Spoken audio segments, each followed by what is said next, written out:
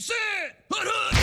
Welcome to the Dynasty Nerds Fantasy Football Podcast, where we discuss Dynasty strategy, rankings, and all things NFL. So get ready to geek out on fantasy football with your host, Rich Dotson. And welcome to the Dynasty Nerds Fantasy Football Podcast bonus edition. I'm Rich Dotson. He's Matt O'Hara. Hey. He's Garrett Price. I know. He's Jared Wackerly. Super What's confusing. up? You can actually see Jared now. You can. As we are sitting here Good looking in face. Hello. the beautiful city of Ellicottville, New York. Our annual retreat for Dynasty Nerds for the NFL Draft and our yearly meeting. And we are doing a first round recap because, well, one, we like to do them no matter what, but after last night, it needs a recap, right? Like you had a cap, but now you got to recap it because there was so much information coming out there. We had 14 Dynasty players eligible first-round picks go in the NFL draft. 14, which means in a 12-man league, 2 players will slip out of the first round. They have first-round draft pedigree. It was exciting. We had some shocks. We had some things to talk through here. At least 2, because we still don't even know what happens on day 2. You're right. We could have some great landing spots for some of these wide receivers. Could have a couple running backs that really fly up the board. So we could have anywhere from 3, 4, 5 first-round NFL picks go in the second round of your dynasty draft. That's pretty crazy. Yeah, you're right, because the running backs are going to push people down. If 2 running backs go in the second round, they're going to push 2 guys down. Adonai Mitchell lovers are still going to draft their Adonai Mitchell if he goes here in the top couple of rounds. And we said picks 20 through 50, right around there. Shouldn't change your board too much. Like Ladd McConkey for me is still really high up on my board. I see wants to go. If these guys go before like the mid-round 2 range, there's not much difference. We've seen it a ton recently. Debo Samuel, Michael Pittman Jr., T. Higgins, DK Metcalf, AJ Brown. Like all of these guys are early to mid second round picks. So Garrett, what about if Tez Walker goes in this? Is he moving anywhere? I mean, I was already planning on taking him right around the Malik Neighbors range. Yeah, right. But if not, I'll move him down to maybe like 19 or 20. Where I have him. 20th wide receiver? Okay, perfect. Just wanted to make sure. So you guys want to go like pick by pick in the first round in order? Yeah, and let's talk landing spot a little bit. I don't think we have to talk the first 2 a ton because it's what we expected. Yeah. But then after that, that's when things get a little interesting. Chalk to the chalkest degree, right? Like we knew. Nobody's changing Caleb Williams. Nobody's changing Daniel Daniels. And honestly, nobody's changing Marvin Harrison Jr., right? Or honestly, Malik Neighbors. Like they all 4 of those guys pretty much ended up. And you could argue Roma Dunze at 9 to the Bears. Those 5 players all ended up pretty much like where most mocks had them suspected to go in, where we predicted them to go. We talked about Rome being paired up with Caleb. The fact that Caleb was working out the other day with Keenan Allen, DJ Moore, and Rome in L.A. Right. I mean, all those cards were kind of laid on the table. The only thing I will say about Rome that's a little different than some of the rest is we're going to get something similar to what we had with Jackson Smith and Jigba, where we know he's crazy talented, but Keenan Allen and DJ Moore are there. So how many targets is he going to get in year 1? But we know long term, we still think of him as a stud. So yeah, and the fact that he plays that position so differently than what they already have. One, I think helped get him on the field right away. You know, we talked about Rome Odunze being so similar to Keenan Allen in that playing style. Yeah, where it's funny. What a great fit for him to go and learn from a year 2, pick up a couple of things that he may not have been able to work on. And I know when he was on an interview talking about players that he modeled his game after, it was Devontae Adams. Keenan Allen was another person that he mentioned. So I think it's a great spot for him. But you're right.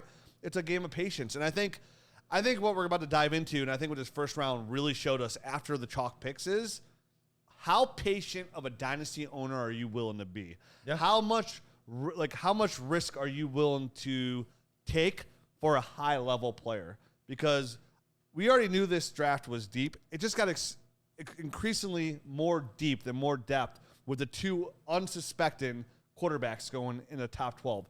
Having 6 quarterbacks go top 12 is unprecedented. And Rich, in the NFL. 14 dynasty players went in the first round this year. That's insane. 14. It's insane. So you do the math, Garrett.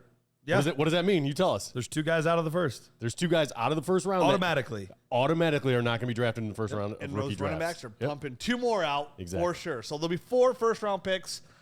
And it's crazy to think about the possibility that everybody out there, people are listening right now, there's going to be people in Dynasty Superflex leagues. They're going to have the opportunity to draft a quarterback taken in the first round Top 12, not like pick 31. Somebody trade. We were talking like, what if somebody trades back into the first at the back end of the first for Michael Penix? No.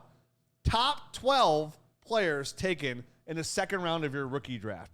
Michael Penix taken number 8 overall in the NFL draft. Where does he slide in the Superflex draft? We're going to dive into it. Let's break down these players. Let's go by one, Jared, and let's see kind of we feel after less than 24 hours of letting it marinate on our feet. I had no socks on earlier, but Jared yelled at me because he said some of you pervy McGurvies out there might be staring at my feet because they are so handsome-esque. So I did put socks on. That's what I told him. You've teased them so much. I almost You feel have like, talked about it. That's what I I feel told like him. maybe you should take a sock off and just let him kind of behind the curtain. Maybe at the over end. there. Dude, Yeah. Maybe as a reward for listening to I the don't whole think it's a episode. coincidence that I didn't have socks on and Matt had to put a pillow on his lap, and all of a sudden he still doesn't have that on there. So I'm just saying, coincidence, maybe? I don't know. I told you what you It can needed take a to long hear time to to subside socks every on. once in a while. You know what I mean? As this laptop slowly starts to lower, you see more. It's like a 1990s internet connection where you're trying to download a picture, and more Matt's faces slowly Nobody here but me and you knows effect. what the heck that you're talking about right now, Rich. All Sorry. right, so we want to start with Drake Maye because he was. Let's after start with Drake Jay Maye. Daniels. He's the first Trying to one. get us First back on round. topic. He was the first shocker. First right? round, third pick Yep. overall, went to the Patriots. I mean, how do we feel about this landing spot? Because they're clearly one of the worst teams in the NFL. Not much around him there to work with as far as skill positions go. So how does this affect his rank in your rookie rankings? Yeah, I think Rich and you and I had him in our pre-draft. We had him 4, right? We knew that this was a possibility. Yep. There had been rumors about him being taken at 3. There's rumors that the Pats might trade this pick. There were rumors that the Vikings might trade up, the Giants might trade up, all of these scenarios, and it ended up being pretty boring. Yeah. They just stayed pat as the Pats, and they took their pick, and they took Drake Maye. And while on the surface, obviously, I don't think anybody would be like, oh, yeah, great landing spot. Woo, yeah. Like, it's not. They have no wide receivers right now. They have okay running backs and Ramondre and Antonio Gibson. Not Antonio Gibson. Yeah. You're right. Gibson. Yeah, okay. Yep. All right. For some reason, I was thinking, who's the safety for the Browns? Who did Broncos take? What? No, you didn't know what was going on. Where his name, and he had no idea where He was laughing, yeah. Oh, yeah. We were having some drinks last night. And some Anyway, other things, all that being said, and then you have like Hunter Henry at 10. Like, there's not a lot there. However, But they have a clear need, right? I mean, he's going to get in there. clear exactly. So he's going to have an opportunity to probably play fairly early. Yeah. We'll have to see what they decide to do at quarterback. But I know as of right now, I mean, there could be a trade in the works as we speak. The Patriots are rumored to be very, very interested in a Brandon Ayuk. We'll see if that kind of deal gets done. What are you thinking, Jared? So, I guess let me just ask you, because J.J. McCarthy landed with the Vikings. Bo Nix landed with the Broncos. Like, is Drake Maye still your QB3? I mean, Well, he was never you two Matt. had him You as guys QB3. on that couch had him as QB3. We Right. did not. Yeah. Is he still your QB3, or is J.J. McCarthy in a better situation? He's still 3 for me. It's close. It is very, very close. And J.J. McCarthy clearly landed in a better spot. I think Clearly. anybody that disputes that is asinine. Like, he clearly landed in a better spot. But I do believe in Maye more. I think there was a reason that he was taken as the 3rd guy versus, falling to 10. So I believe in Drake Maye a little bit more. And this is a new team. This is not the Bill Belichick team anymore. So, I want to give them the opportunity and the benefit of the doubt to turn a new leaf, start something new, do their own thing. I know Gerard Mayo is a disciple of Bill Belichick, so obviously some of that's still going to be there. But I do think that they will get some weapons for him. I'm still going to take who I thought was the best quarterback in Drake Maye, but I'd be lying if I said I didn't struggle with it. And even, I tweeted out, I'm even struggling where to put Penix, and we'll talk about him when he gets there. But this whole quarterback landscape is really muddy after the first 2 guys.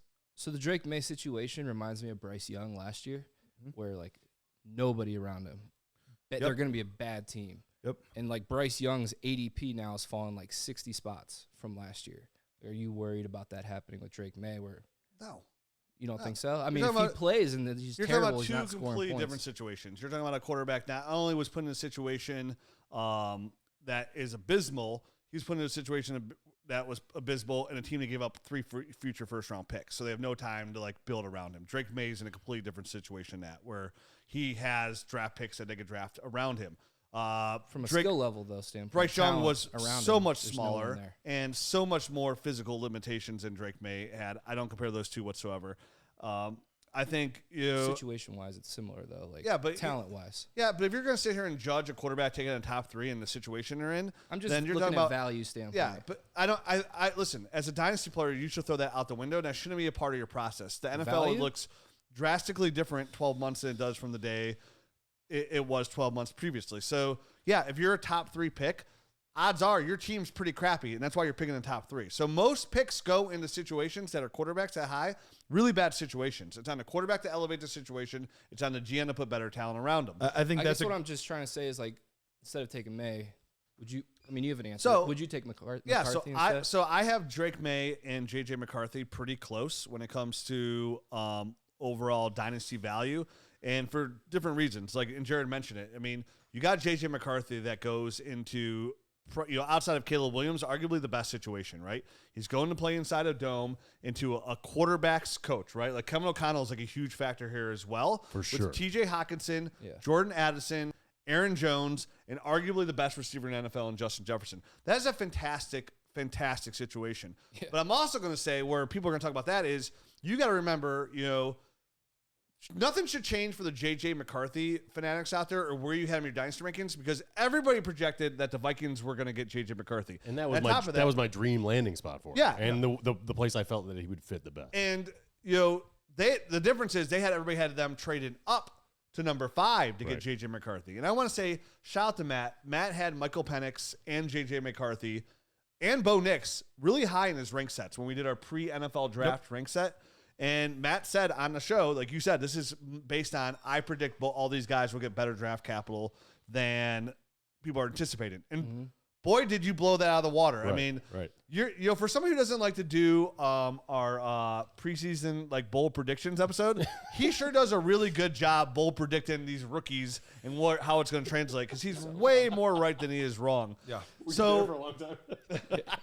So for me, going back to Drake Maye is, I had Drake Maye ranked higher than J.J. McCarthy with the complete anticipation that he was going to the Vikings and anticipating that Drake Maye was going to New England. I am going to trust this new regime to put Drake Maye in a better position. I think he has Jacoby Brissett in front of him, so they could sit there and wait if they want to until they put Drake Maye in. I think they brought Jacoby Brissett in knowing that they were going to draft Drake Maye. I'm sure they had the intel. Everybody knew from what I've read, that the Commanders were taking Jaden Daniels. At no point did they even put the pick on the table to be traded with, even negotiate, because they were locked in, which put New England, from what I read, in position knowing they were going to get Drake Maye. With J.J. McCarthy, we anticipated him, a part of the love was, hey, all the buzz was he's going to be the 4th quarterback taken, and people are probably going to trade up into the top 5 to get him. And everybody assumed it was the Vikings, and if it wasn't the Vikings, it beat somebody else.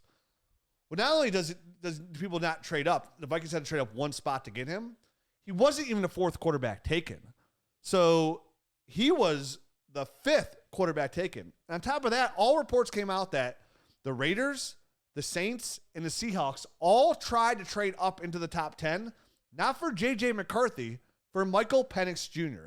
And Michael Penix Jr. was a player, if you go back to our very first rookie breakdown episode, was, wow, it's really crazy. We all sat here in the same film analysis on most of us. We had one grumpy guy. I was grumpy, but he throws a great ball. I had worries and questions about him under pressure. Sure. That is the biggest question mark about this guy.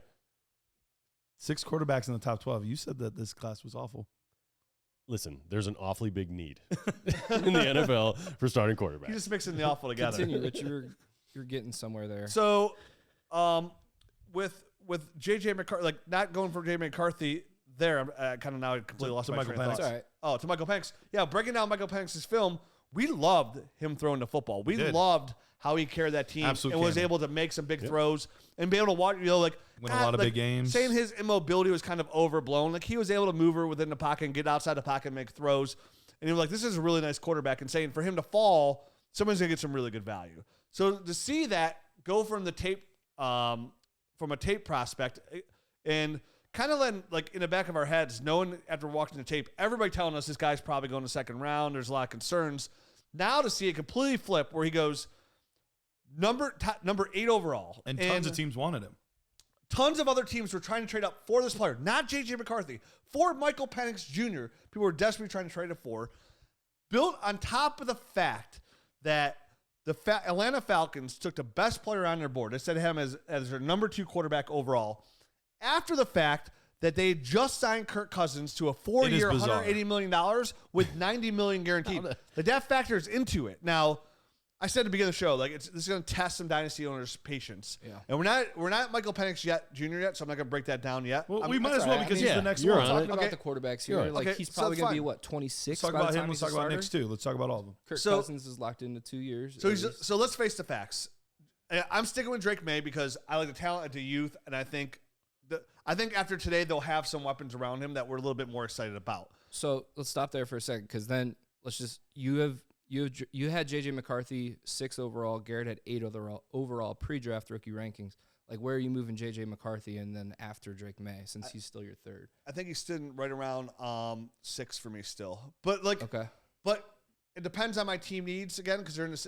So when I put out there that I have Jaden Daniels 2 and Marvin Harrison 3, if we had a tier line, that'd be a tier for me, right? Like I'm good either way. It depends what my team need is. If I need a receiver. And I've said this on a podcast many times in a league where I have 1-2 and I have good quarterbacks, I'm taking Marvin Harrison Jr. In most other leagues, if I have any need for a quarterback, I'm taking Jaden Daniels. So for Malik Neighbors and J.J. McCarthy and Drake Maye, it depends on the situation I'm in and what I need. If I need a quarterback, I feel very good about getting J.J. McCarthy. This is going to be kind of somewhat reminiscent of the Justin Herbert draft where like Justin Herbert started to slide a little bit back in. Some drafts you were able to get him like 6, 7. Some drafts you were able to get him at like 10, 11, 12. Yeah, 10, absolutely. Yeah. I think we're going to see a little bit of that. So I think there's going to be tremendous value.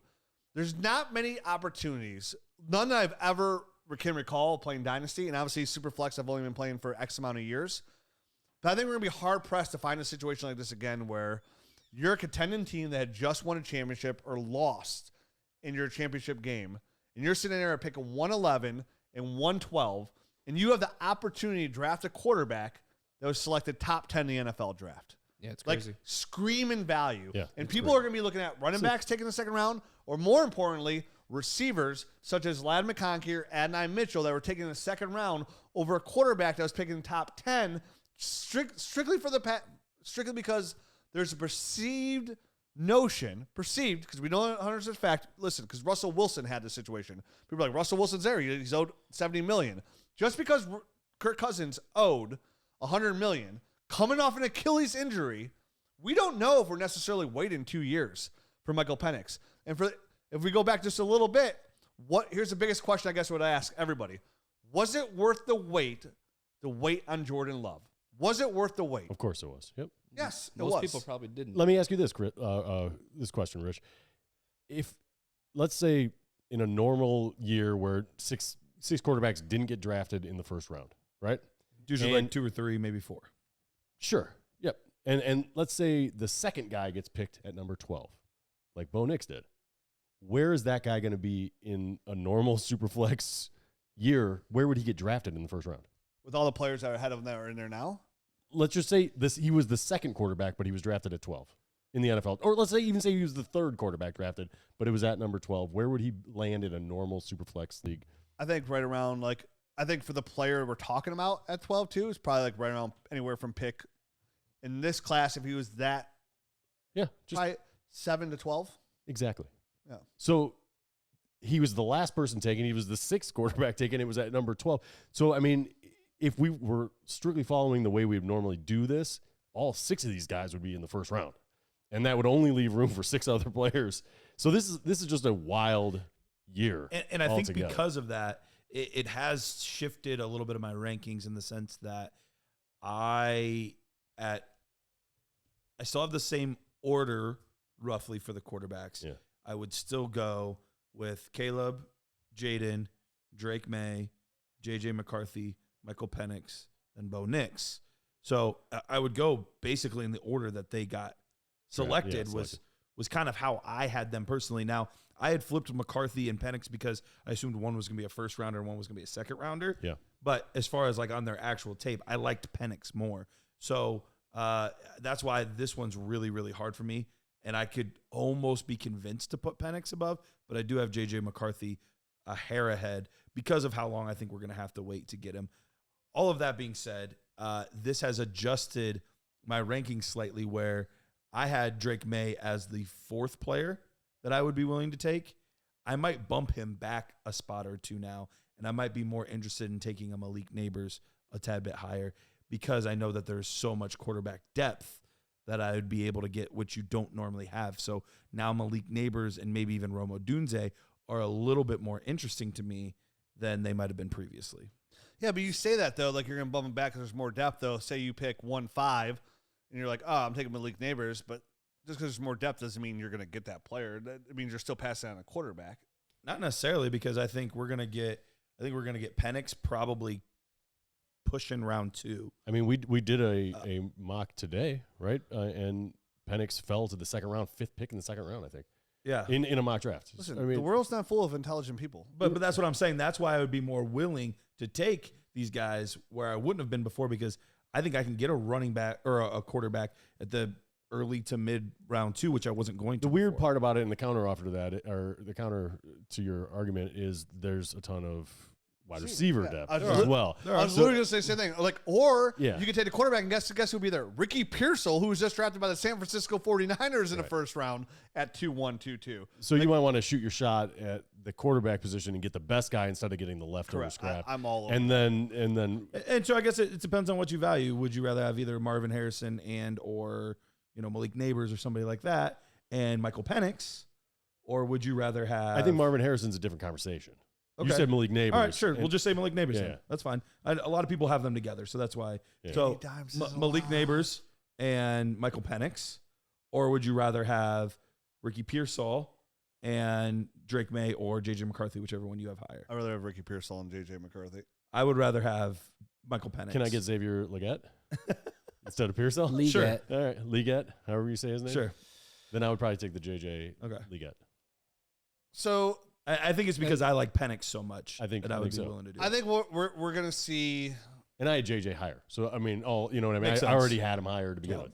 You want to talk about Brock Bowers? Not yet, because I think these Still on the quarterbacks are- quarterbacks? Because so we haven't even gotten into Bo Nix yet. and we haven't even gotten to where we have we're settled on this, where we're going to see so many different. These rookie drafts are going to look so different, right?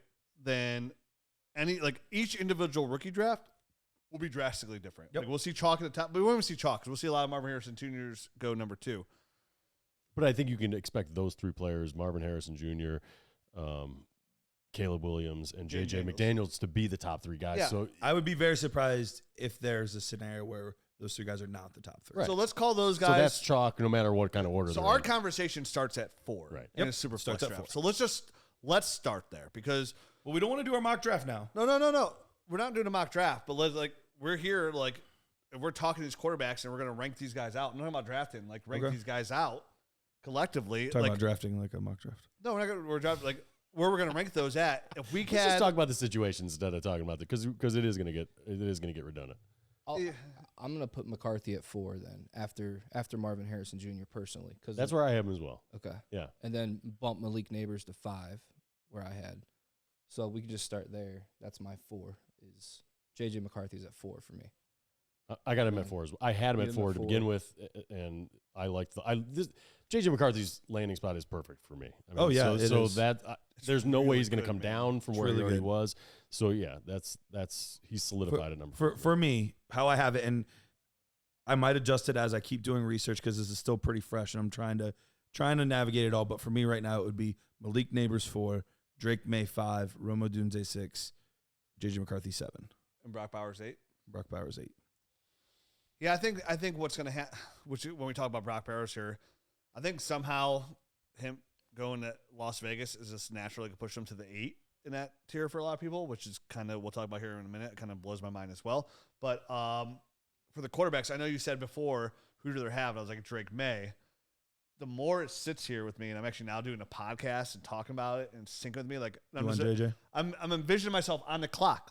I have to make a pick here, and I'm like, man, I had Drake Maye ranked higher, but if I had to hit the draft button, I feel like I would rather have J.J. McCarthy because of the situation he's in is so Yeah. Perfect. I can't remember who it was, but when we did our mock draft before our mock draft show, we did a mock draft amongst ourselves where we were making all the picks. Yeah. I had my rankings up, and I was crossing them off as we were going.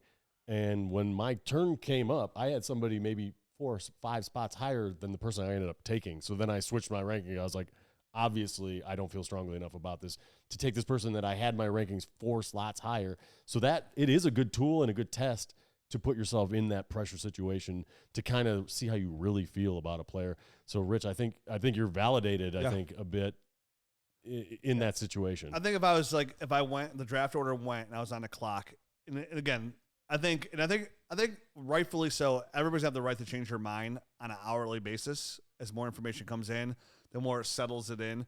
But I think if this was like a snap fire and this mic just hit me in the face right now instead of make a snap pick, Yeah. I think Michael Penix, number 9. I think I would go obviously the chalk at 3. At 4, I would start. If I was on the clock, I would go J.J. McCarthy, Drake Maye, Malik Neighbors, Brock Bowers, Romo Dunze. And I have J.J. McCarthy, Drake Maye, Bowers, Neighbors, Odunze. I just still think Bowers, which just shows how incredible value, how much value there is in this class. So the guys that we're talking about at the 8th pick are guys like Bowers, Odunze, maybe in some leagues one of these 4 quarterbacks drop 6, 9, and 13. That's where they got drafted in the NFL draft. I mean, just it's crazy, bonkers. Man. Yeah, and we still haven't even gotten into where do we take Penix? We're gonna get there. I mean, because I think we have to now. So let's talk about it. Penix and Bo Nix, because this is kind of the conversation. Penix and Bo Nix so are hold the on. next Before we get quarterbacks. to there, though, we can all agree though the elite 8 that's been the 8 all the way up to this point is still locked into the elite 8, right? Nobody gets bumped out. Nobody's bumping Bowers out of their elite 8 crazily, right? Nobody else is on drugs. Still the 8. If all the drugs from last night worn off. I'm still on the fence about Drake Maye personally, but that's my own thing there. Yeah, he never had him in the 8. I hate the landing spot, dude, and you didn't like the fan. You didn't have him in the 8 I to respect begin the with. draft capital and the historic, I don't know, you know what I mean? Grading quarterbacks, dude, that's so hard for us. Drake, I've always just gone back to draft capital. I should do that, and I'm breaking my own rule. And I'm still on the fence of where to rank him among because you had him 11 6 pre-draft. Is that roughly where you'd have him now? I'd move him up from. I'm trying to figure out where to slot him in 6 through 10. Okay. Because I'd take Neighbors at 5. So still. for me, Drake Maye is a guy that I think needs a little bit of time, and the fact that they do have Jacoby Brissett there, I hope they give him time. Yes, because I think he needs, and that insulates his value probably. Yeah. Whereas if he did play right away or had to, and he fails and looks really bad from a value standpoint, that would suck for whoever has him. Right. I think you were talking earlier about what's his name from last year? Bryce Young. Yeah, Bryce Young's value. Whereas if he sat last year, he'd be right where he was. Exactly. Well, and that's the funny thing. So going to the Michael Penix thing with the Falcons, that's what makes this pick even more baffling. Because if you would have told me last night that, hey, at 8, the Falcons took Drake Maye, or at 8, they took J.J. McCarthy. If they took somebody like that, we were like, I don't love it, but I could see him sitting a year or two behind Kirk Cousins. 20, that makes sense. Yep. You drafted arguably outside of Caleb Williams and Jaden Daniels the most pro-ready guy and the oldest guy of the group. I think Bo Nix is a couple months older, but still, that's what makes that pick even harder to figure out. So weird. Because it's not a guy that needs a year or two to develop. It's a guy that should be playing right away. And how does this affect the locker room dynamic, right? Where there was a quote out there that Kirk Cousins was surprised. Kirk Cousins said he chose the Falcons because he said they seem like the team that's most committed to me long term, which means he probably got a whole bunch of short term deals and they gave him a 4-year deal for $100 million. So the GM of the Falcons we took Penix because we're thinking about the future. Yeah. So how does that affect Kirk Cousins in the rapport with his teammates? How does that affect the locker room dynamic? When are we confident when the he players stays? Are looking at him? That's what I was just about to get to. Are we confident? I'm looking at his cap, his cap numbers and all that kind of good stuff. I mean, right now he has a cap hit of $25,000 and a dead cap money of $25 million. $25 million. Yeah, $25,000. I think they can make that work. It's been a long night, or a long day. Last night was a long night though. And dead cap hit of $90 million. But next year he has a cap hit of $40 million and a dead cap hit of $65. Yeah, they can chop that in half. They could get rid of him and chop that in half over 2 years and gain on the cap. So really, we're looking at this year for Kirk Cousins, and feasibly they could get rid of him after that.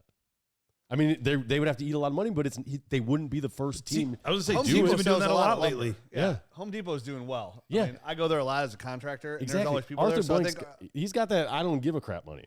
yeah. And So That's what I was saying before about the Penix. Like, we're all just assuming he has to wait 2 years. Like, I'm not under that assumption whatsoever. You don't draft a guy that quarterback and wait 2 I years. wasn't sure until I saw the contract, and now I am. Now you're I'm sure. with you. And I so don't- for me, I don't know. that almost locks Penix in at 9.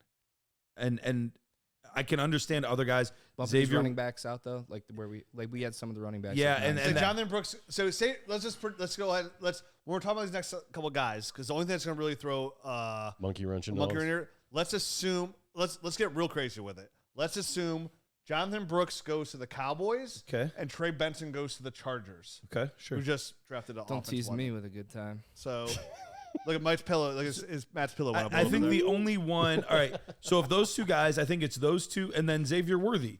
Xavier Worthy had a really good landing spot. Yeah. They traded up to get him. I think those are the 3 guys that would threaten Michael Penix at 9. And for anybody that's living under a rock, he went to the Chiefs. Yes. We did not state that. Xavier Worthy. Xavier Worthy to the Chiefs. What's up, Peter? I've run 3 drafts so far. Worthy has gone like 5, 6. Worthy has gone 5 or 6 picks ahead of both Nix and Penix? Interesting. Interesting. So right now, So Worthy's gone 5 or Worthy's 6 value picks. is about the 9th pick. Which, Rich, you were talking about it before we started recording, like how much you've moved Worthy up in your ranks. I move Xavier Worthy up to my wide receiver at number 18 overall. I think the fact that not only did he go to the Chiefs, right? Like, he just didn't go to the Chiefs. The Chiefs traded up to get Xavier They Worthy. targeted him. So, again, this is a player that they targeted. We all knew the Chiefs needed a good receiver. They already know how to utilize a player of that caliber like Tyreek Hill. I think it's a And fantastic Deshaun spot for Jackson, him. Andy Reid, like Yeah, he so knows the speed. This is a guys. fantastic slot. Yeah. So we are sitting here at pick 9, and this is what dynasty players want to know. Like, if you have your guy and Xavier Worthy is your guy, he's been your guy the whole process, then take Xavier Worthy. It's not a bad pick. Are you worried about him? Like, I mean, they do have Marquise Brown, Rasheed Rice. Let's say he doesn't get I've been suspended. saying to sell Marquise Brown since the moment the Chiefs signed him. He's not been a productive player. Like, this is why. 'Cause He has been a productive player. That's not true. Okay, he hasn't been a productive fantasy player. Like, He's been hurt.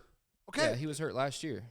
Consistability, Garrett. It's an important part of. Well, I'm just saying we attribute. can't say he's not been productive. When on the field, he's been very productive. It was been- one. It was he's a 1 ro- year he's a roller of, coaster. of fantasy. Yeah. like For the whole real year. solid 1 year. for the whole year. But if you go game by game basis, he's been a very effective. I don't player. view it that way. That's he's been Blah. unproductive. You have okay, to. I'm What do sorry. you mean? You have to Yeah. you I'm- ignore points per game. Unreliable player. He's a very unreliable player.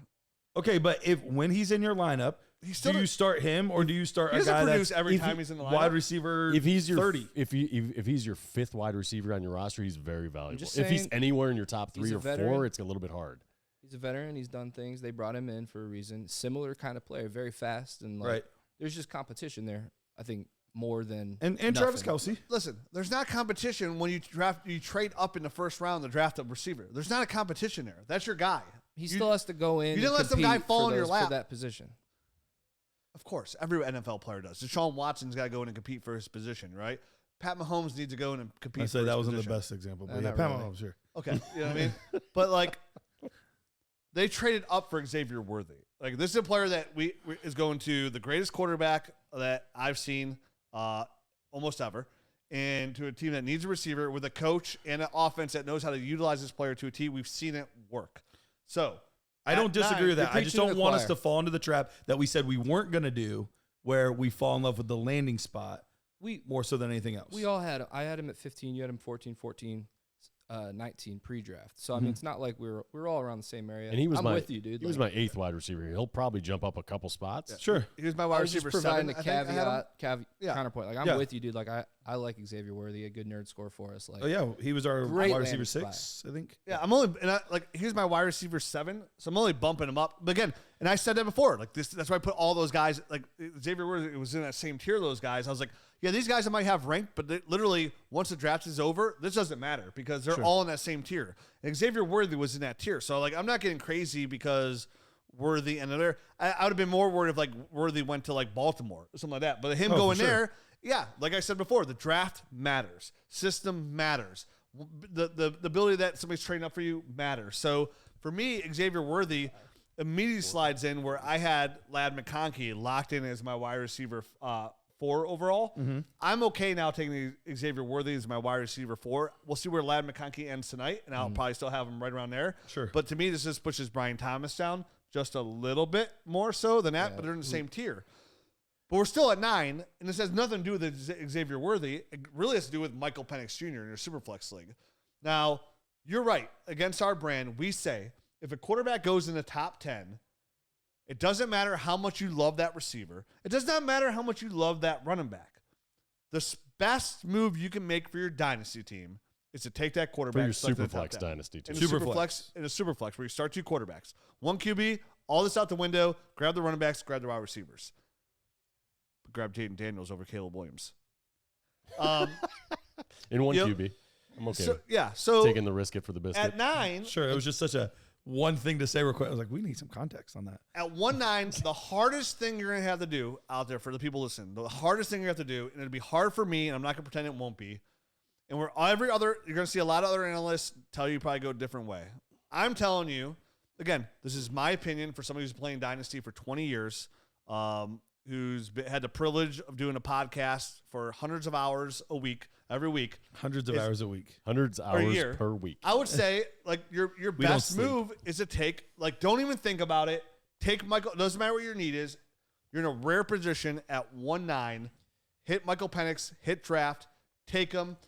Be patient and reap the rewards down the road. Because listen, Michael Penix is going to get the best, absolute best shot to succeed possible because they know that they just took a huge leap of faith by taking Michael Penix at 1-8 when they had just signed that. So they have to make themselves look good. And the way to do that is get Michael Penix on the field as soon as they can and him to thrive. And they're going to have a good offensive line. They have a premier running back, a premier tight end, and a good receiver. And I guarantee by the time Michael Penix gets on that field, they'll have another good number 2 receiver to go along with Drake London to be in position to also pay all those people around him because Michael Penix is on a rookie contract. And if he does not get on the field, but you do draft him in your rookie drafts, his value is going to be insulated, if not only going up because of the expiration on Kirk Cousins. Right.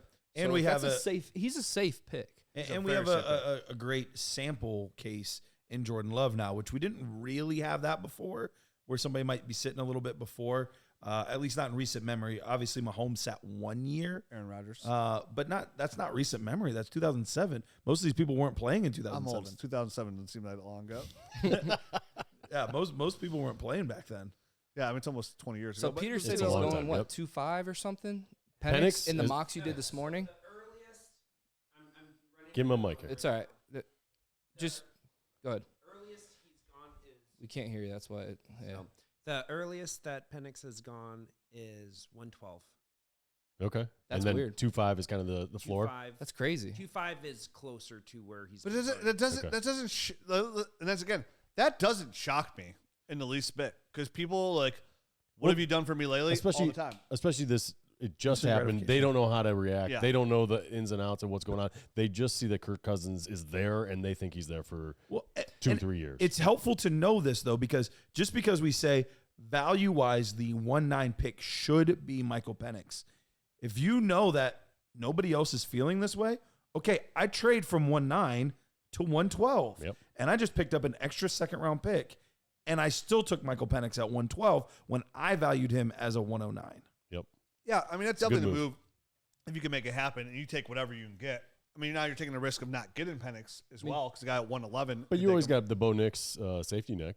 We got to talk about Bo Nix. Penix is in front of all the that's running like a backs, safety right? net made out of Silly cotton string. candy. It's a safety net made out of 45 touchdowns to 3 interceptions. 77% completion rate. 77% completion percent. 4,500 plus passing yards. And last Sean year. Payne had him ranked as his number QB three Number quarterback 2? overall. 2 or 3? 3? 2?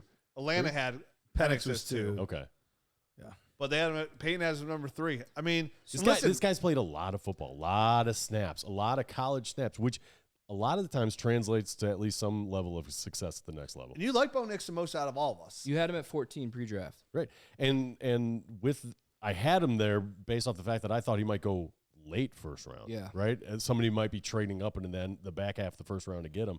Not him going at 12. I thought maybe the Broncos would trade up to get him back into the first round. So them getting him that early, I mean, it just speaks to their level of commitment to him and how much they actually liked him. And Sean Payton, I mean, look at what he did with Drew Brees. Boomer. I mean, he's a boomer, but he did wonders with Drew Brees.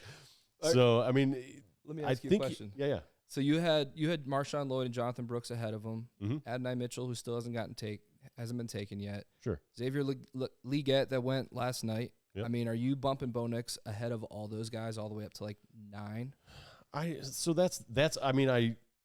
kind of alluded Or to 10. the fact that maybe he should be, but I'm not sure you can still. Like this is a crazy draft that is almost unprecedented, the amount of quarterbacks we've gotten that early draft capital in the NFL draft. So I don't know that I'd have him all the way up at 9 or 10, but to me he's bordering on that first round for me. Like he's 112 to 1, somewhere right around there is probably where he's gonna land for me. Mm-hmm. You guys, how about? I know you guys didn't have the same feelings pre-draft that I did. You guys were around like 30, I think. I had Bo Nix really same low. Yeah. I moved him my ranks a lot. Yeah. Definitely my overall dynasty ranks in my GM a lot. As you should. Before, can you at least agree that his sort of efficiency, his ability to get rid of the ball quickly, all that kind of stuff is going to be a good fit with Sean Payton's offense? Because that's kind of how 100%. Okay. And I'm going to piggyback on that by saying why he's worth a first-round rookie pick. Why is Bo Nix worth a first-round rookie pick? You can go off that he's got a ton of experience in college, and like Matt said, that usually translates pretty well to the next level, guys. The more college experience, the better. It makes what J.J. McCarthy and Drake Maye somewhat of a risk. This is a hand-picked player by Sean Payton to come in and lead this team. This is a player that Sean Payton gave up a guaranteed $35 million, $70 million essentially. They're paying Russ Wilson to walk away. Ooh, get out of here. For what, you may ask? For Bo Nix. This is a player where you have an alleged future Hall of Fame coach, right? That a team was willing to give up a first-round pick to acquire in Sean Payton. This team has given up a lot to get Sean Payton and entrusted everything in Sean Payton. And now Sean Payton is not only trusting his team, I would say he's entrusting his legacy. Part of his legacy, for sure. On Bo Nix. Yep. That is a huge commitment, which means as long as Sean Payton's the coach, which he's going to be the coach for a while now, because I know they got Walmart money, but how many people are you going to pay millions of dollars not to work for you? Bo Nix is going to, again, be put in every possible scenario to succeed. Sean Payton's going to find and scheme up every possible play design, game script to put Bo Nix in the best position he can to win. And if they're going to do that and play a lot of stuff and keep it short, intermediate, get a good run game going, I think Bo Nix is in a very good position and should be contemplated as a first-round rookie pick because, remember, even if Bo Nix just ends up being quarterback 18, 19 consistently, 18, 19 in a super flex league, that is a home run threat. You are not starting other people in that flex spot over Bo Nix. The hit rates say he has a 72% chance to be a top 24 hit. A 72% chance Go to be ahead, a hit. Garrett. Over, yeah, and then you're going to risk taking Adonai Mitchell over him. Even a guy that you like, an Xavier Legette, right? Yeah. You like the player. Sure. The team traded up in the first round. His situation's not great. He's on the Panthers, right? I know we didn't talk about that. Yeah, so, true. like, you're going to take the risk of an Xavier Legette, an Adonai Mitchell, any of these receivers, even a Brian Thomas, right? Like, yes, Brian Thomas, first-round draft pedigree. We all knew he was getting that draft pedigree. A young player that has a lot to work on to take his name to the next level. On a team that already has Christian Kirk, that already has Zay Jones, with Trevor Lawrence has been middling. You're going to take that over a quarterback that has a 72% chance hit rate to be a fantasy football factor at the quarterback 24. position. Yep. Yeah. To me, it's just, yes, this draft is unprecedented, but I think what makes this draft unprecedented, right? You said it. That 6 quarterbacks went in the top 12 NFL picks. So what that does and tells me is we've been sitting here for months upon months screaming how deep this class is at receiver in the skill positions.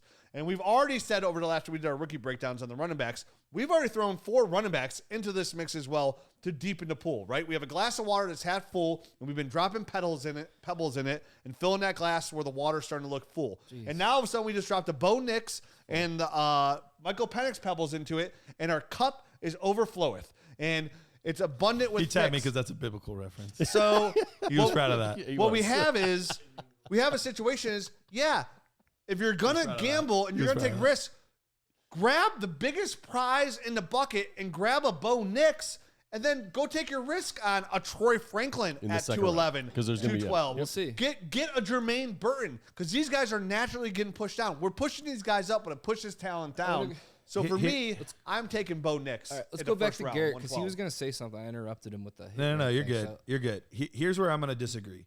I appreciated the 5-minute spiel that, I felt empowered. I did. It was, I want to run through a wall. Like, it was good. Not my wall, please. Yeah, it would be expensive. But all of that being said, this is where I struggle a little bit with this one. Part of it, we talk about top 10 guys. He was not a top 10 guy. He wasn't. True. He was not a top 10 guy. It wasn't like the Broncos traded up to get him. He was there when they picked. Worked out, which is great. But they didn't trade up to get him, so they weren't pursuing him that strongly. You would think if you want to make sure that he's your guy, you're probably trading up to make sure that you don't lose him. At least that's the traditional philosophy on that. So he fell to them, which is great. We talk about how accurate he is, and he is. He was extremely accurate last year, 77%. But his time at Auburn, he was in the 50s in percent. As far as 57, 59, and then 61 at Auburn. I used to poop in a diaper, but now I can walk and drive cars. But he's gotten better. But what every I'm year. saying is the difference is the throws that he's been making. He was asked to make deep throws at Auburn. He was just asked to make dink and dunk throws in Denver. Payton's career-saving grace. And maybe, but then you also add in what has been a dumpster fire situation so far. There's really no weapons in that receiving core. You hate Javonte now? I said in the receiving core. Cortland Sutton is still there. Okay. Tim Patrick's still there. Marvin Mims was a Marvin second-round Mims. draft pick last year. Sure. Greg Dulcich. This isn't filling me and inspiring me. Listen, Run through that wall now. They Greg definitely Dulcich, run. They definitely need a bona fide number one. Right? They desperately do. And they could use some tight end help, right? I mean, they could use both. The Bo Nix value situation, like where you take him, is going to clear up after day 2, like for sure. It will. So we'll see a lot He's more. going to go in the second round. And the thing that you said, and I think you're absolutely right, Rich, when you say that quarterbacks that can be 18, 19 are still crazy valuable. I 100% agree with that. The only issue is how long are those guys 18 or 19? Because normally the guys that are floating in the 18 to 20 range are guys that are going to be replaced. No, and that's what's tricky. Do I get a year or two of Bo Nix? Well, look at the unprecedented class that we just had a couple years ago. Unprecedented, right? Trevor Lawrence is still the starting quarterback. Then after that, the number 2 guy was Zach Wilson, gone. Trey Lance, we forgot he existed. Justin Fields, gone. Mac Jones is now backing up Trevor Lawrence. So that's the thing. While I agree on the surface, the premise is sound. If you don't believe in the player, it's really hard to make that sacrifice over round 1 wide receivers or round 2 running backs. That's where I don't believe in the player, so I can't do that. If I can believe in the player, like a Penix, I'm willing to take that risk. Okay. I don't believe in the player. And I think a lot of quarterbacks the hardest position to trust myself with that. If I believe in the player or not, it's just really hard. It is. I let draft capital decide. And listen, I'm with you. I understand what you're saying, and I think a majority of the dynasty community is going to be agreeing with you. And again, my case that I made the strong argument for was Michael Penix. And I'm with you. Going to Bo Nix, I'm saying what I said was Bo Nix is worth the first round pick. He's worth 112. That doesn't mean I'm necessarily going to take him at 112, but he's definitely worth going there. And it depends on if you have a team need and you're a contender and your quarterbacks are Aaron Rodgers and Dak Prescott, and Bo Nix is sitting there, that's your one chance to kind of get a young quarterback is what I'm saying, to kind of grab the guy and take it. And you're right. It's hard to take guys like that, but sometimes for those we say it in the show. That's when you can get him. That's the only time. but There's no really more risk adverse than taking a guy at the top because they all have the same kind of somewhat bust weight rate. You can't hit home run if you don't swing the bat. I agree. You and I were the lowest on Bo Nix by far region. I'm just saying he's worth that spot right now, and I'd have no problem taking that. Where like, hey, yeah. What I'm saying is like now the Adonai Mitchells, where like you're willing to take the risk there because you like his tape, right? Sure. If I'm starting to get real risky at 112, which outside those running backs we're talking about, outside of like a Ricky Pearsall that's sitting there maybe, they're all going to be somewhat risky. What I'm just saying is I think it's a real good chance to start like taking that risk. And even more so once you get past 112, 2-1, 2-2, for sure there. 2-3, where you're like already at the bottom of the barrel. Load up on all those quarterbacks. Yeah. Load them up and just sit there and get 1-1 next year. If you're in the range of 110 to 112 and you're a contender, like day two, I mean, let's just say like Trey Benson, Jonathan Brooks, Lloyd go all on day two. Like, and Which we running expect backs them you to. plug in right away. Like, they're going to help you win right now. Like, Bo Nix, I'm not sure. Like, he's going to help me win. Like, right I think now. he's going to get a starting gig pretty quickly, but you're right. He might not be good enough Which is scarier than May and JJ in that sense of like, he could get his value and then lose it real quickly if he starts 8 weeks and then they're like, but he's 24. Shoot, he's not it. I want to see him on the field Oh, you personally. have to. Yeah. You have to, but you don't have the time that you get with some of those other guys. So, like, but you also know what he you has have to produce soon. But you also know what you have right away too, but it also like makes it better when you're getting them that late. Like, yeah, you know what? I swung, I tried, I missed. Like, I'm still a contender. Like we already know like the hit rate for taking a pick that rate from between 9 and 12 is 50-50. Like that, we know that's 50. So like again, it's more just about like when you're taking that 50-50 shot, you're taking that swing of the bat. Like, why not like swing the bat at like a position you usually never have the chance to swing the bat at? Usually when you're sitting there, what are you swinging the bat at? You're swinging at like a Will Levis, right? The guy who's taking the second round pretty high that had some talk. We're talking about swinging the bat on somebody who was still, you're right, 6th quarterback off the board, a situation on a team that we don't overly love, but still taken in the top 12 overall. Sure. On a team that would have probably taken him, you're right, they probably would have taken him higher if all the reports are true that they had him that high on his board. But nonetheless, the quarterback still went top 12. And And we always talk about Jared, top 15 we're comfortable with? Top 10, there's a 10. cutoff. Top 10 and then first round. Yeah, first round. The first round, it's 72% hit rate, but like the big difference comes in the top 24 hits when you're looking at top 10 versus not top 10. Like not top 10 quarterbacks are 57%, top 24 hits, and then the top 10s are 77%. 77. Okay. Yeah, first round and whole though, it averages So Michael out Penix to is 72. almost 80%, and then drops Bo Nix down to about 56. And Yeah, I would and I mean- those are like just like me putting those on like a real number. Like, yeah, that's about right. That Sample sounds good. size on the non-top 10s though, or I mean, it's very small from the 'Cause you don't have as many 2015 quarterbacks to taking that. 2021. Yeah, you're I mean, talking- so it's like You're talking about six, Jason 7 guys. Campbell's, Lamar Jackson's, And a Yeah, lot of you times all the just Browns wanna- quarterbacks a that lot took of it the time 24. it's somebody trading up to the back half after It's that. a little Browns more really, reliable to to zoom be fair, out. the Browns really skewed the number with Manziel and Brandon Weeden and Brady So, Quinn. I mean, I think we can probably shelf the Bo Nix, like where is he slot in conversation till after today. Okay. Or- Let's see where these let's running backs talk- and receivers go. We're almost at an hour, but we still haven't hit on like Told Brock you guys it was going to be Bowers. 30 minutes. We haven't talked about That's why I was doing this. Yeah. Pearsall. Like, let's spend a little time here on Brock Bowers landing in Las Vegas with the Raiders. I mean, what are your thoughts on that landing? Matt, spot? go ahead. I mean, me personally, you look at the depth chart there, and the questions I ask are, who is he really competing with for targets? You know what I mean? Like, is he better than Jacoby Myers as far as the process? Yes. Is he better than the tight end that they just drafted last year that I can't Michael remember? Mayer? Thank you, Mayer. And the answer is yes.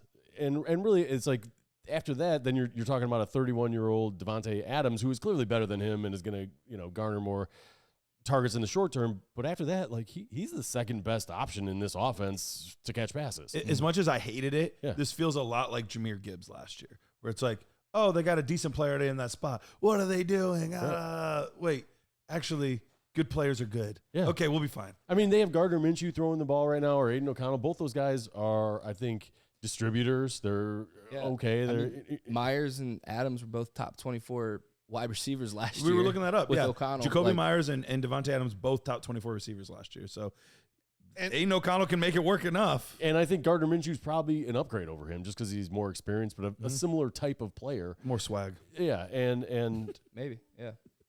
so for me, Brock Bowers, I think initial reaction was the Raiders. But the more and more I think of it, it literally does not affect the value at all for Brock Bowers. He's a special player. Does the situation in the short term stink a little bit? Yes. He might not have that monster rookie season that we were hoping. Right, but I think in the long term, this is a big time building block for a team that wants to do better things on offense. Second half of the year, Mayer averaged 8.1 PPR points per game last year. And that dude looks like he's running in sand. Right. Let's Brock assume Bowers gets those targets plus Exactly. more. Yeah, exactly. Yeah, plus more. I'm not worried. I like to spot all. I don't even think his quarterback of the future is on the team. So there's upside there. Yep. There's upside there. He has a very clear path. I think he has a more clear path to be the number one target in offense than even a Roman Dunze to be the clear path. That's fine. They invested in Michael Mayer in the second round. They could easily run 12 personnel, but they don't even have to. Brock Bowers, Michael Mayer's, they're good complements to each other. Mayer is going to slot into the blocking role. Guess what? That's what he was good at. That's what I was about to say. Yeah. Brock Bowers, he's going to be listed at tight end, right? But even having Michael Mayer there makes me feel more confident about this. Brock Bowers in college lined up, and he played a lot in college with tons of studs there, right? We already went over this. Yep. 56% of the time in the slot is where he played. He's going to be their F. Brock Bowers is not going to be the slot in Las Vegas. I'm telling you, he's their slot receiver. So you're getting an opportunity to draft a guy who plays tight end into the slot. And we all know how that worked out for Marcus Colston back in the day when he was a rookie. He was one of them people's ships because you had a receiver in the tight end spot. I mean, do we consider Travis Kelce a tight end? Well, no, he's really just a slot receiver is what he is. Yep. That's what Brock Bowers is. So that's why Matt and we both had Brock Bowers ahead of Roma Dunze in our slot. I still have him there. I would take Brock Bowers ahead of Roma Dunze. I have him above Malik Neighbors as well. And I'd totally be okay with that. And he's a big slot receiver. He's a big slot receiver. And listen, I really like Malik Neighbors. I really like Roma Dunze. But we talked about it a ton of times. There are just a lot of wide receivers, and there are not a lot of good tight ends. Yeah. So the tight end is just a more premium position, and I'm going to bump him up. Michael Penix screams value after the first round. Brock Bauer is screaming value because people are going to put him down because they don't like the spot. We're all hoping the Jets.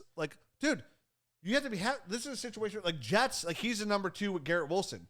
With the Las Vegas Raiders, he has to clear his path to be the next Travis Kelce and be the number 1 option in that offense once Devontae Adams enters a senior citizen home next year. We do a lot of new good tight ends though at young tight ends in the tight end group though too. Kincaid and McBride. Sure, there's been an influx of talent there. But all of none that's of them as good as tape as Brock Bowers does. I mean, there's still talented guys in good spots. Yeah. All of that being said, though, I do want to make sure that we emphasize this. If you get to 1-8 in your draft and you're not, let's say you're not on the clock and Brock Bowers still hasn't gone, or you're at 1-9 or wherever, and Brock Bowers, you're prioritizing everything to move up to get him. Yeah, be everything aggressive. to move up to get him at pick 8, pick 9, wherever he ends up falling. Because Peter, where has he gone in the mock drafts? Brock Bowers. As Peter looks this up, I wanted to say what Garrett just said: trade up. Get in this top 8. So some interesting facts. Bowers has actually gone around 108, 107. Bo Nix has consistently been drafted way ahead of Penix. Penix just went to 11. To 11? So I don't want to get too off topic, but if you're drafting on Monday, and if you have the 108, are you trying to trade back to the 202 and hope that either Nix and Penix?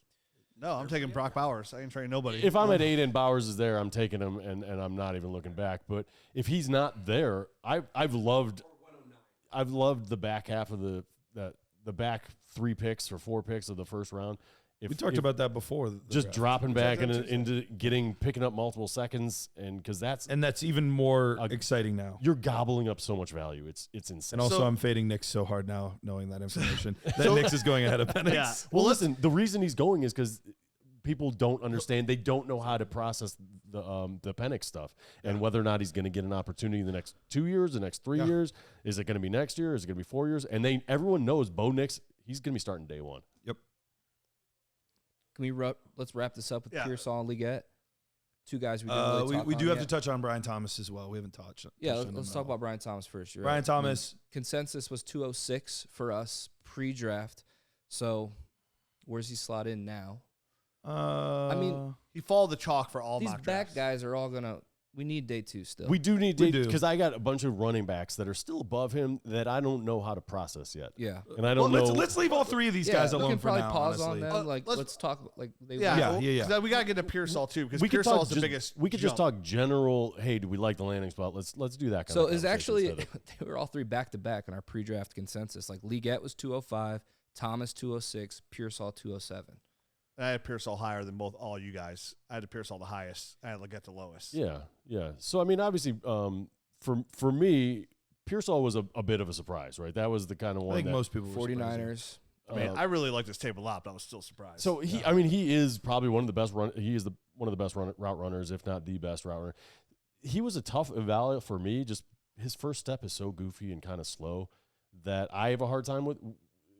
Like what I'm like rectifying what I'm seeing those first couple of steps with what I see out after that in the route, because he's super quick and I think he gets in and out of breaks pretty quickly, but his first step for me is a little rough.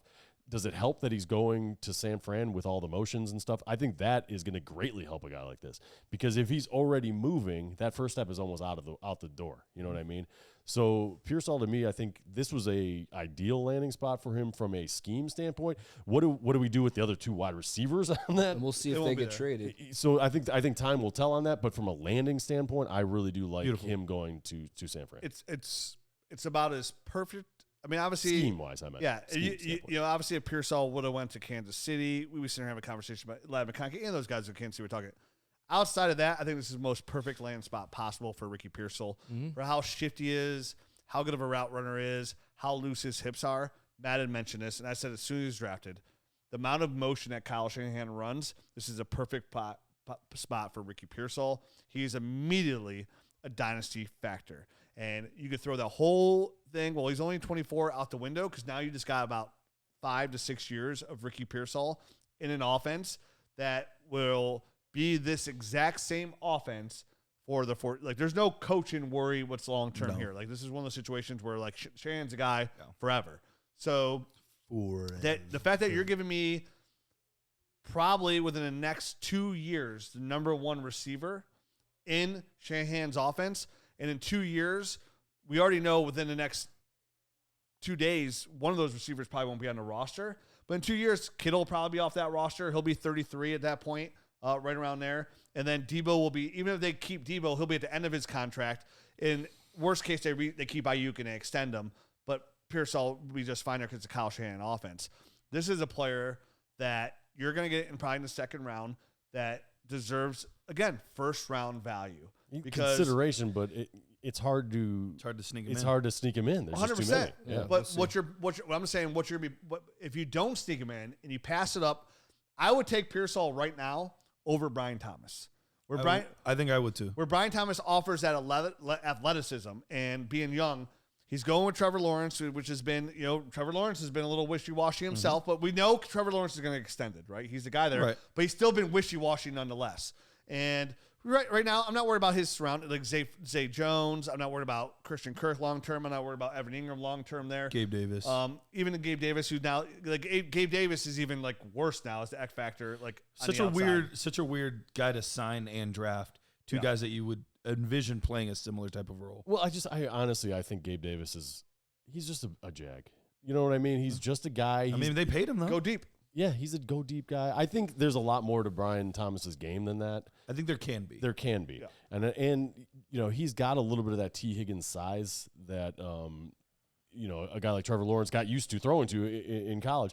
So I do think this was something that they're trying to help prop up their young guy. They're getting weapons. Obviously, they lost what's his name. Calvin Ridley in the offseason. They're putting Trevor Lawrence in the best position to succeed. They really are. And that's why they use this first-round draft pick on this big guy with this huge catch radius that can also, by the way, get downfield and run some routes. I'd bump Pearsall over all. I would draft Pearsall over all. Outside of as it stands right now, after it goes to big three, I'm going Xavier Worthy, and I'm going Ricky Pearsall. I still love my boy Ladd McConkey, so I want to see where Ladd falls into the right situation here. But right now, I'm going to take Pearsall because, again, that floor to me now screams. Like, Pearsall's ability always screams safe. It's like, where does he go in the draft, and who else is around him? He's now clearly put in at least a path to be the number one receiver, which we did not see going into this. All right, there's a path for him to be the number one. Let's just weave Leggett into this. I was going to say same thing, same path, right? So he goes 32. Leggett gets a huge boost for me because I was down on him. Now he gets a clear path. 32 to the Panthers. Let's just they trade up for him. It reminds me a lot of the neighbor situation where, do I love the quarterback? Not really. Right. Do I love the situation? Not really. But is there anybody else there that I'm super worried about? The only one would be Deontay Johnson. I think Deontay Johnson's a good player, but they are so drastically different. Way different. I think they could complement each other very well. And if Bryce Young even is half the quarterback that people hoped he would be, Legette's going to be just fine. And the head coach just came from a spot that has a guy, I don't want to call him similar, but Mike Evans, you could throw the ball up to him. Mm-hmm. He didn't necessarily have to be covered for him to make a catch. And I do think Legette's got some of that to his game, and maybe he'll try to get some more out of Bryce Young from hey, you need to start pushing the ball to certain players. Even when they're not open, you got to just throw it to them. So maybe we will see a little bit of that just kind of naturally built into the Carolina offense this year. I ended our last show and I said, it's been a fun process. I've learned, and I said, at the very end of the show, I said, I learned from you guys on players like Xavier Legette, who I now hold in higher standard, not because of the tape study I did, because I was just okay on Legette for when I did, but from the tape study that you guys did. And Matt had said on the last receiving show that Xavier Legette had some A.J. Brown to his game, and that he's going to hold on Legette. He still likes him high, but he said if Legette could sneak into the first round in the right situation, I'm bumping him to my 5th overall receiver because he does remind me of A.J. Brown some. So there's like everything else you said, Matt, where you had Penix and Nick's higher because you predicted a situation.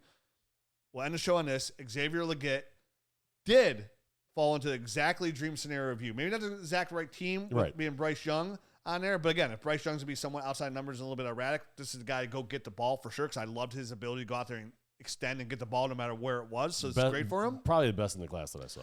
So the fact that Legette gets your dream scenario where a team traded up into the first, back in the first to grab him, is Xavier Legette now your 5th wide receiver? 4th probably, right? He was my 5th already. Yes. Because I did think he was going to be a high 2nd round, maybe a 1st round pick, but at the bottom in the 2nd round somewhere. So could he? I'm going to wait. It's between him and Adonai Mitchell for my number 4 spot, and I just want to see where Mitchell lands before I make any sort of knee-jerk reaction. 100%. Yeah. Were they in consideration there or no? I think Worthy is getting pretty close. Yeah, and I think he's nipping at the heels. He's leapfrog guys in my rankings, guys like Ladd McConkey and Brian Thomas. Worthy has jumped those guys. At least for the time being. And so, yeah, for right now. So that's it. And Matt's leaving open for some flexibility, and everybody you shouldn't sit down with a hard stance right now. Most rookie drafts aren't until Monday anyways, so that is totally fine. We have a whole nother day here with the 2nd and 3rd round, which is really going to take shape and kind of alter this draft as well. The running backs are going to shake it up, and some of these receivers as well. We have all weekend to talk about it. We'll have another show coming out on Sunday we're going to record. We'll have some more clippets out tonight as we drink. The things that come out might be a little bit sillier. If you saw some of the stuff from last night, no apologies, no regrets. So enjoy the 2nd round. This was just like we thought. Like we're like, this might be the most exciting NFL draft that has to do with Dynasty that we've ever seen. And so far, after one day of one round, it's lived up to the hype. What does day 2 bring with rounds 2 and 3? I don't know, but I'm excited. It's going to be surprising. And this rookie class, I'll tell you one thing, is going to get very John Holmes and get a lot deeper. I can't wait. Adios.